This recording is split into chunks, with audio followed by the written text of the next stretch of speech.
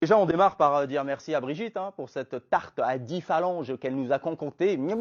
Ah, je viens de tomber sur cette vidéo de Naïm du coup qui fait ce qu'il fait d'habitude dans les salles, mais là il le fait en extérieur parce que je pense que là il joue plus en ce moment ou en tout cas il n'y avait pas l'opportunité de le faire.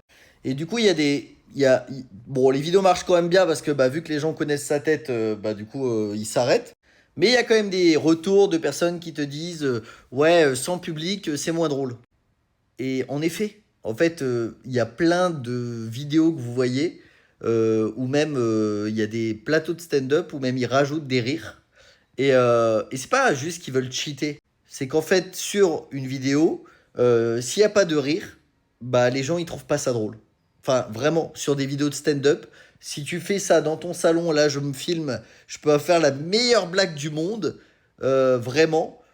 Si vous le filmez un peu en mode stand-up, s'il n'y a pas de rire autour, ça va avoir un impact beaucoup moins important.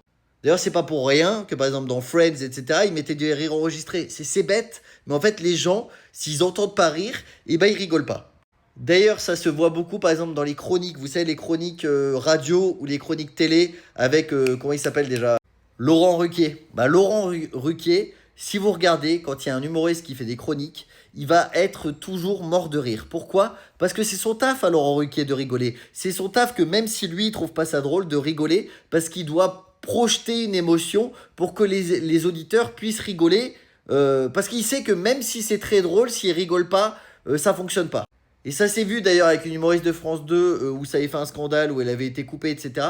C'est qu'en fait, les mecs qui étaient autour de lui, d'elle, ils étaient pas habitués à ce genre de pratique et du coup, ils restaient comme ça. En mode, ouais, si vraiment je trouve pas ça très drôle, je rigole pas. Sauf que c'est pas ton taf. Ton taf, c'est d'animer le truc, de transmettre une émotion qui passe par la télé ou la radio. Bref, tout ça pour dire que nous, en tant qu'humoristes, du coup, il faut qu'on trouve des plateaux pour tester des sketchs. Sauf que le problème, c'est qu'un sketch, pour le tester, eh ben, il faut le faire plusieurs fois. Et que du coup, bah, quand tu trouves des plateaux où en plus, tu as un bon enregistrement, où le son est bon, où les rires sont bons pour être partagés, et pour qu'à la fin, bah, ça crée une sorte de truc sur les réseaux sociaux, c'est super compliqué. Voilà, maintenant vous en savez un peu plus. Et bisous.